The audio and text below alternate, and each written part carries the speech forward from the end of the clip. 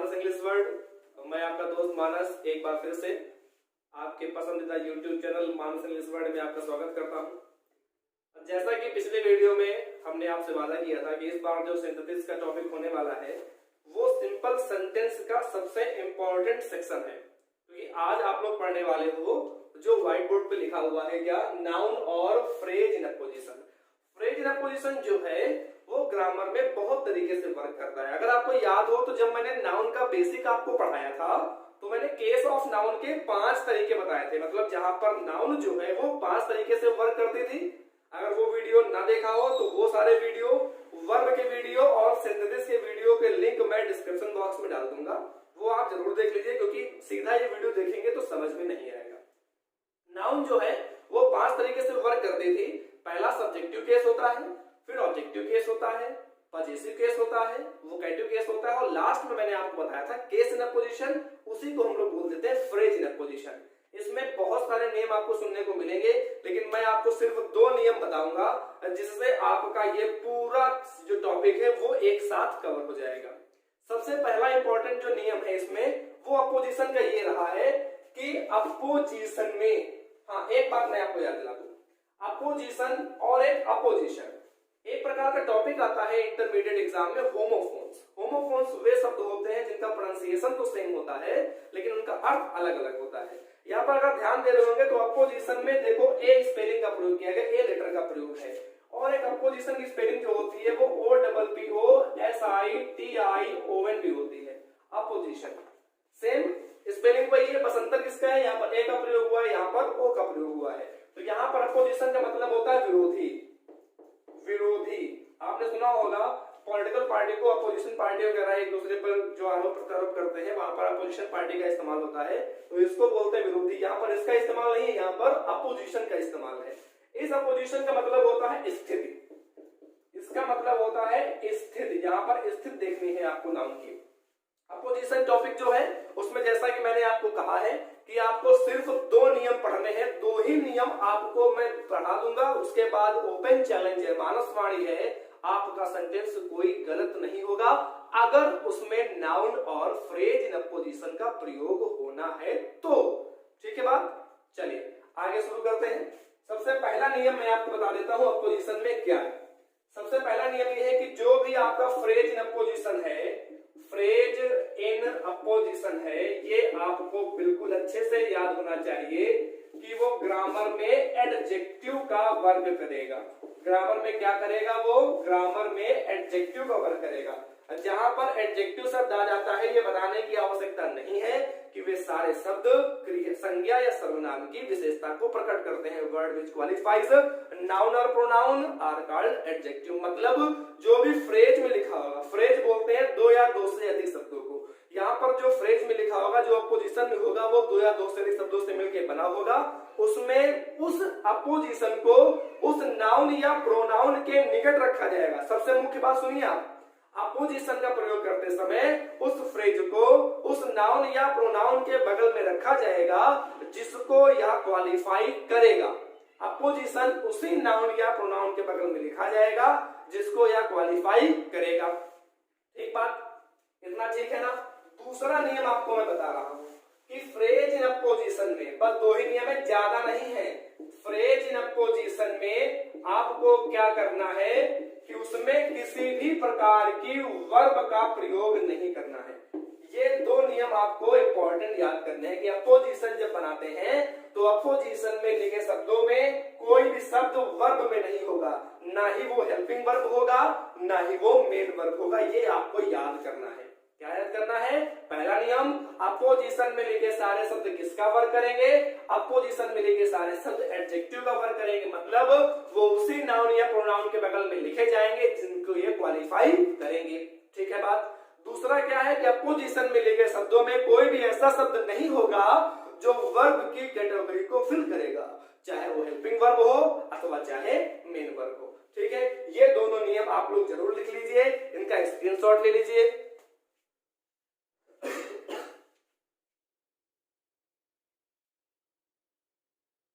ठीक है, बात हो गया। चलिए शुरू करते हैं। आपको हम दिखाते हैं सेंटेंस में कैसे अपोजिशन का इस्तेमाल किया जाएगा।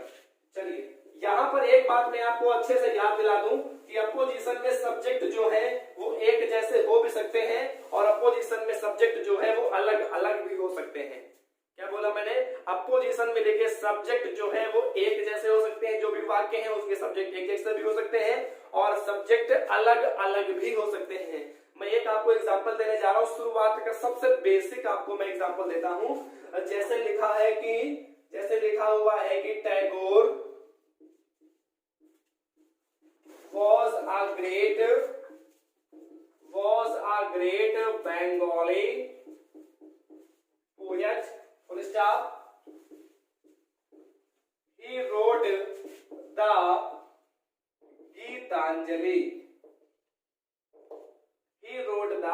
गीतांजलि। अब इसको क्या करना है, इन दो या दो से अधिक सिंपल सेंटेंसों को, सिंपल सेंटेंस की पहचान याद है ना, simple sentence is equal to only one finite verb. देखो एक वर्ब का प्रयोग है was और एक वर्ब का प्रयोग है wrote, एक वर्ब तो लगी, तो ये दोनों कैसे सेंटेंस हैं? सिंपल। अब इन दोनों सेंटेंसों को अपोजिशन का प्रयोग करके सिंपल सेंटेंस में कन्वर्ट करना है। ठीक है बात? तो आपको मैं बता रहा हूं दो नियम, पीछे आपने देखा होगा, नहीं देखा तो रिवाइंड करके देख लीजिए, स्क्रीनशॉट भी आपने लिया होगा। इसमें आपको अपोजिशन का प्रयोग करना है, दोनों तरफ कर्ता सेम है ना। जब कर्ता सेम होंगे दो ही पॉसिबिलिटीज होती हैं, या तो सब्जेक्ट सेम होंगे या तो सब्जेक्ट अलग अलग होंगे। जब आप सेंटेंस, ध्यान सुनिएगा, मार्क माय वर्ड में जो बोलने वाला हूं, अगर सेंटेंस के सब्जेक्ट सेम हैं तो अपोजिशन का प्रयोग वाक्य के बीच में करना है। क्या मैंने बोला? सेंटेंस के सब्जेक्ट सेम है तो अपोजिशन का प्रयोग वाक्य के बीच में करना है, और अगर सेंटेंस के सब्जेक्ट अलग अलग हैं तो अपोजिशन का प्रयोग बाद में करना है। ठीक है बात? यहां पर देख पा रहे हैं दोनों तरफ सब्जेक्ट सेम है। पहला सब्जेक्ट क्या है? टैगोर। दूसरा क्या है कि ही किसके लिए आया है? टैगोर के लिए ही आया है। ठीक है बात? अब आपको क्या करना है? अपोजिशन लगाना है, तो वाक्य में क्या लगाऊंगा मैं? टैगोर लगा दिया मैं। अब अपोजिशन का पहला नियम क्या? एडजेक्टिव बनाना है। दूसरा नियम क्या? वर्ब का प्रयोग नहीं करना है, तो अपोजिशन कॉमा के बीच आता है, ये तो आपको याद ही होगा, तो मैं क्या लगा दूंगा? कॉमा। अब यहाँ पर मैं was का प्रयोग नहीं कर सकता। क्यों नहीं कर सकता? क्योंकि अपोजिशन में वर्ब का प्रयोग नहीं करना है। तो was क्या हो जाएगा? was शब्द हट जाएगा, पीछे क्या बचेगा? a great Bengali poet। ठीक है बात? फिर क्या लगाना है? कॉमा। अब बोलो ये ही जो लिखा हुआ है, ये ही किसके लिए आया है? ये ही टैगोर के लिए ही तो आया है, तो ही क्या हो जाएगा? यहां से हट जाएगा, पीछे क्या बचेगा? Wrote the Gitanjali, wrote the Gitanjali. अब आपको जो दोनों कंडीशन मैंने बताई है कि अपोजिशन में लिखे शब्द में एडजेक्टिव होना चाहिए, मतलब वो शब्द उसी संज्ञा या सर्वनाम के निकट होना चाहिए जिसको या क्वालिफाई करेगा। तो आ ग्रेट बंगाली पोएट किसकी विशेषता है? टैगोर की है। देखो टैगोर के बगल में लिखा है ना, तो ये जो लिखा हुआ ये एडजेक्टिव बना हुआ है। दूसरा क्या करना है कि अपोजिशन में लिखे शब्दों में कोई क्रिया नहीं होनी चाहिए। तो बोलो ये जो लिखा हुआ ब्रैकेट के अंदर ये अपोजिशन है कि नहीं है? इसमें आ लगा है, ग्रेट लगा, बंगाली लगा, पोएट लगा, लेकिन कोई भी शब्द वर्ब में नहीं आता है, मतलब अपोजिशन क्या है? सही है। एक तरीका ये है। दूसरा तरीका सुनिए, लॉजिक समझिए, जो मैंने बताया वो तो रूल है, अब लॉजिक समझिए। मैंने कहा कि अगर वाक्य में लिखी अपोजिशन को हटा लें तो जो भी हमें प्राप्त हो उसमें कोई ग्रामेटिकल गलती ना हो, तभी अपोजिशन सही होगा। मतलब अगर मैं हटा लूं आ ग्रेट बंगाली पोएट, मान के चलो कि ये सेक्शन नहीं लिखा हुआ है, तो क्या बचेगा मेरे पास? टैगोर बचेगा, बचा, ये मैंने हटा दिया, पीछे क्या बचा? Wrote Tagore wrote the Gitanjali. बताओ ये बचा कि नहीं बचा? मैंने क्या किया? इस वाले सेक्शन को हटा लिया है, तो क्या बचा? Tagore wrote the Gitanjali. बोलो ये सेंटेंस सही है कि नहीं सही है? सही तो है ना, इसमें कोई ग्रामेटिकल गलती है और ना ही इसमें किसी प्रकार की कोई त्रुटि है, तो मतलब मेरा जो अपोजिशन है वो सही है। कैसे किया गया? अपोजिशन में एडजेक्टिव बनेगा, एडजेक्टिव कहां बनेगा? उसी संज्ञा सर्वनाम के बगल में लगेगा, और उस वाक्य में किसी भी प्रकार की, समझ में आई बात? मैंने आपको दोनों तरीके बता दिए। सेंटेंस को आप नोट डाउन कर लीजिए, स्क्रीनशॉट ले लीजिए, मैं हटा जा रहा हूं।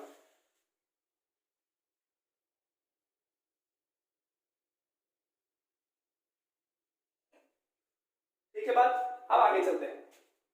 एक सेंटेंस में आपको और लिख के देता हूं, एक सेंटेंस में आपको और लिख के देता हूं। रुकिए जरा। इस सेंटेंस को एक तरीके से और इसका आप पोजीशन बना सकते हैं, इस वाक्य का आप पोजीशन एक तरीके से और कर सकता है। कैसे बन सकता है वो भी मैं आपको दिखा रहा हूं। अभी मैंने क्या किया है, ग्रेट बंगाली पोएट को बनाया है एडजेक्टिव। अब देखो मैं पीछे वाले सेंटेंस से एडजेक्टिव बनाता हूं। कैसे, इसमें मैंने शुरुआत में लिखा टैगोर, लिख दिया, कॉमा लगाओ, टैगोर लगा दिया। अब ये किसके लिए आया है, टैगोर के लिए, तो ये हट जाएगा। अब बचा क्या, रोड, लेकिन मैं रोड नहीं लिख सकता क्योंकि रोड तो वर्ब है ना, और पोजीशन में वर्ब नहीं होनी चाहिए। अब मुझे वर्ब से नाउन बनाना है, तो याद कर लो कि हमेशा वर्ब से नाउन अगर बनेगी तो वर्ब की फर्स्ट फॉर्म से बनेगी। रोड की फर्स्ट फॉर्म क्या होती है, राइट में आर लगाओ तो क्या बनेगा, राइट में आर लगाओ तो राइटर, तो राइटर तो मेरा एक नाउन है ना, तो क्या हो जाएगा, राइटर। मैंने क्या लिखा, राइटर, किसके राइटर है, गीतांजलि के, तो ऑफ लगा दो, writer of the Gitanjali, comma लगा के वॉज कहां चला जाएगा, पीछे, was a great Bengali poet. बोलो सेंटेंस ठीक है ना। फिर वही बात देखो, आप पोजीशन को हटा लो, इस वाले सेंटेंस को इतना हटा लो, क्या बचेगा, Tagore was a great Bengali poet, वो भी सही है। अपोजिशन जिसके लिए लिखा है उसी की विशेषता प्रकट कर रहा है, वो भी सही है। अपोजिशन में किसी भी वर्ब का प्रयोग नहीं किया गया है। राइटर तो नाउन होता है ना, एक कॉमन नाउन है। ठीक है बात, इस तरीके से भी केस इन पोजीशन का प्रयोग किया जा सकता है। ठीक है बात। अब थोड़ा सा मैं लेवल बढ़ाता हूं, इसको नोट डाउन कर लीजिए आप लोग।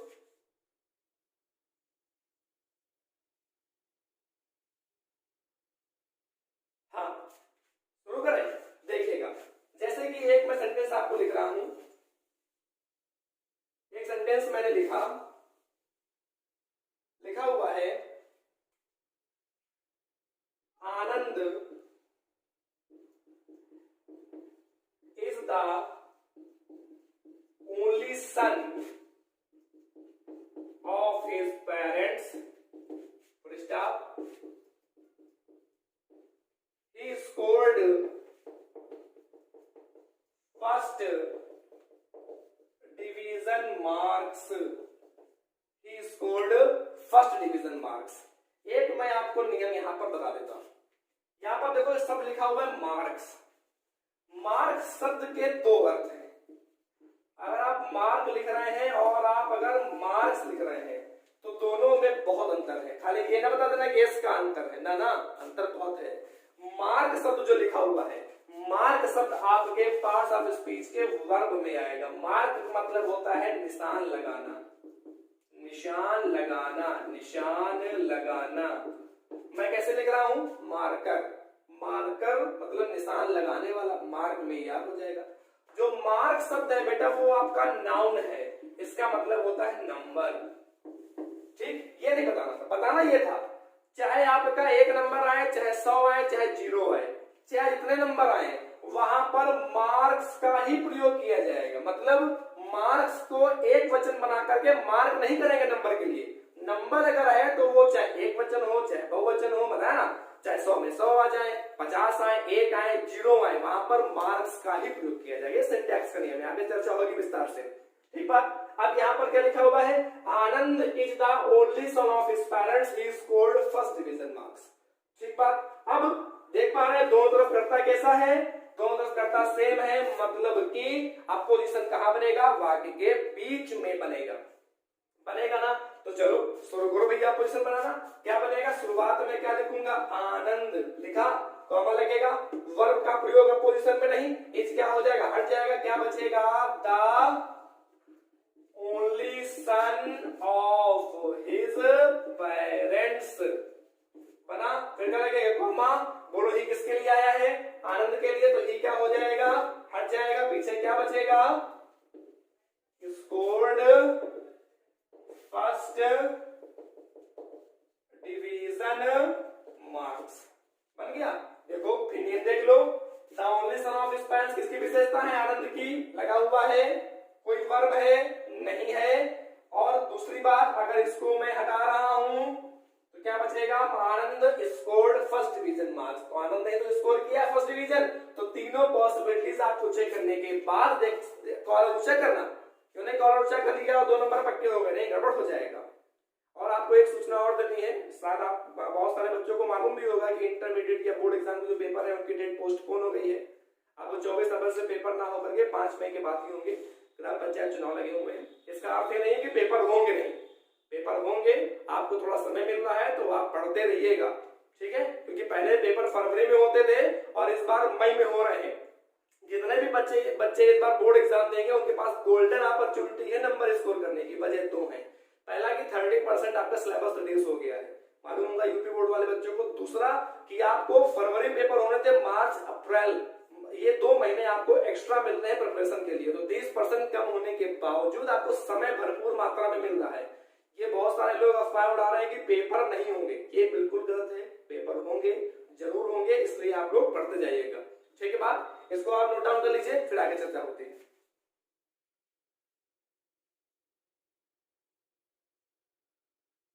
हाँ, अब कुछ ऐसे वाक्य लिखते हैं जहां पर सब्जेक्ट क्या होंगे, अलग अलग होंगे, ठीक है बात। चलिए वाक्य को हटाते हैं।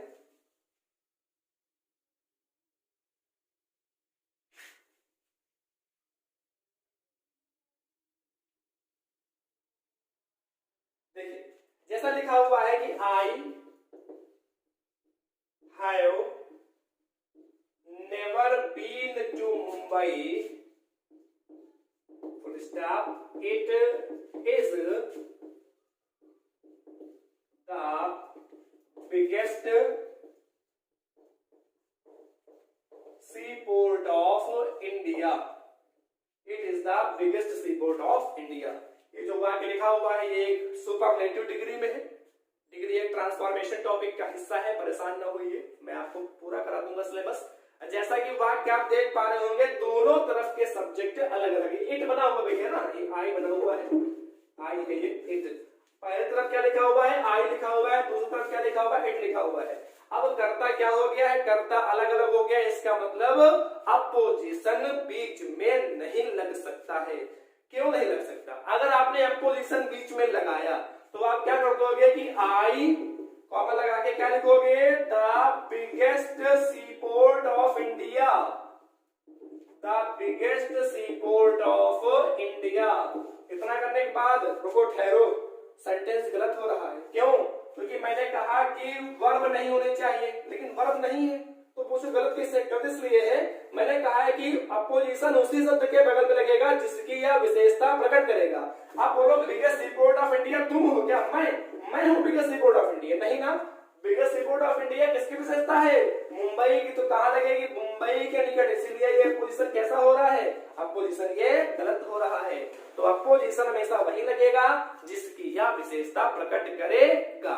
ठीक बात, चलो इसको सही बनाते हैं। सही कैसे बनेगा? सही ऐसे बनेगा अपोजिशन, देखिएगा जरा। क्या करना है कि जो बिगेस्ट सीपोर्ट ऑफ इंडिया विशेषता है मुंबई की, तो मुंबई के बगल में लिखेंगे ना, मुंबई कहाँ है? यहाँ। तो इस वाक्य को पूरा लिख लो, क्या हो जाएगा? I have never been to Mumbai, comma लगेगा ना। अब मुंबई विशेषता क्या है? The biggest seaport of India. It का प्रयोग किसके लिए? मुंबई के लिए इट नहीं लगेगा, अपोजिशन में वर्ब नहीं लगेगी, इजबियट है, बचेगा क्या? बचेगा the biggest seaport of India. ये विशेषता किसकी है? मुंबई की। देखो मुंबई के नियर लिखी है ना, मुंबई के नियर लिखी हुई है। और अगर इसमें देखो वर्ब भी नहीं लिखी है, वर्ब भी नहीं है, और इसको अगर वाक्य से आप हटा ले तो क्या बचेगा? I have never been to Mumbai, वो लिखा हुआ है, मतलब तीनों कंडीशन सेटिस्फाई, इट मींस मेरा पोजीशन सही बना हुआ है। ठीक है, इसको आप लिख लीजिए, वाक्य को नोट डाउन कर लीजिए, फिर आगे चलते हैं।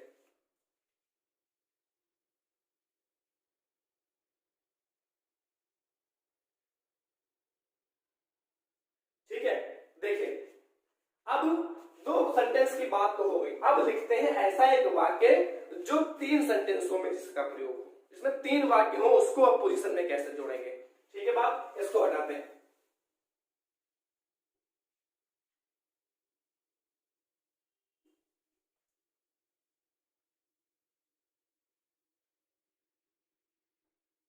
हाँ देखिए, जैसे लिखा मैंने, एक वाक्य लिखा हुआ है, Babur defeated Lodi, Babur was a Turk, full stop, Lodi was the emperor of India. 3 वाक्य दे दिए।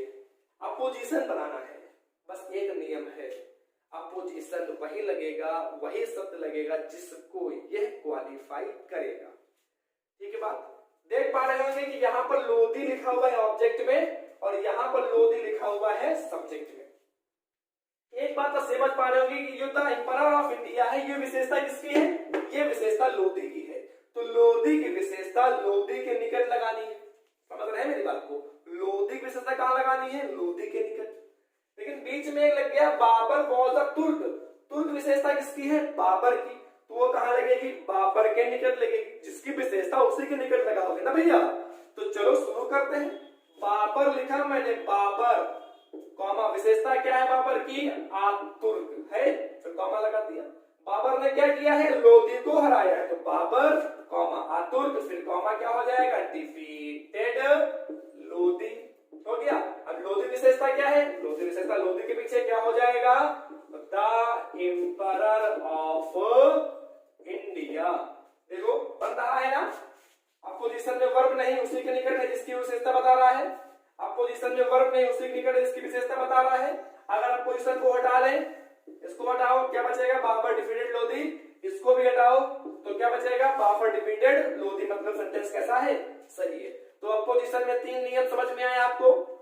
पहला, उसी शब्द के निकट लगेगा जिसकी विशेषता प्रकट करेगा। दूसरा, अपोजिशन में किसी भी वर्ब का प्रयोग नहीं होगा। तीसरा, अपोजिशन को हटा लेने से वाक्य में कोई ग्रामेटिकल गलती नहीं होगी। ठीक है बात? इतना नोट डाउन कर लीजिए, फिर एक सेंटेंस में आपको और लिख के देता हूं। ठीक है?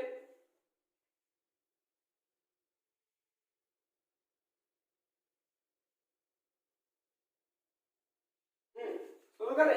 एक वाक्य में और लिखता हूं जिसमें 3 वाक्य लिखे हुए हैं, उसको मैं आपको बताता हूं केस इन पोजीशन का प्रयोग करके।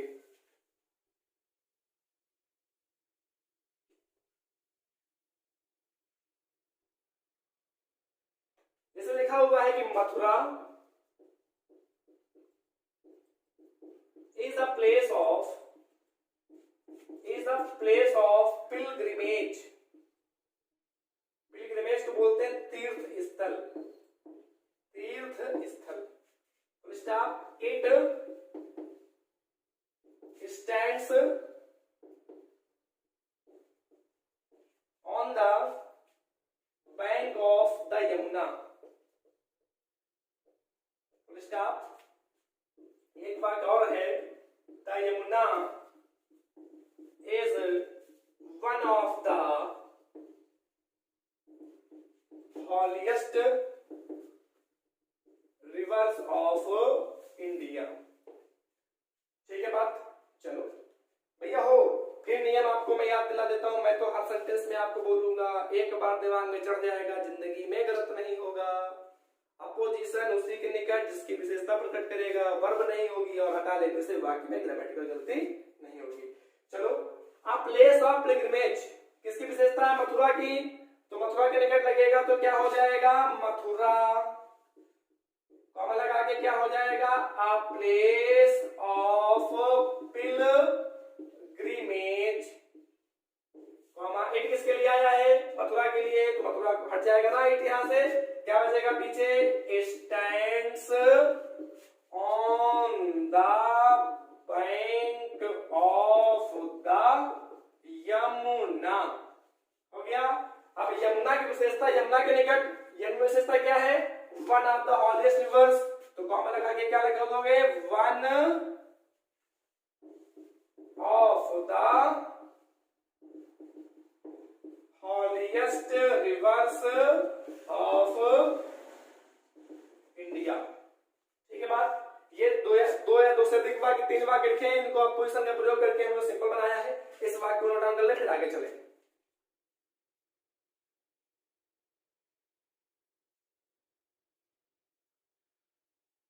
हो गया।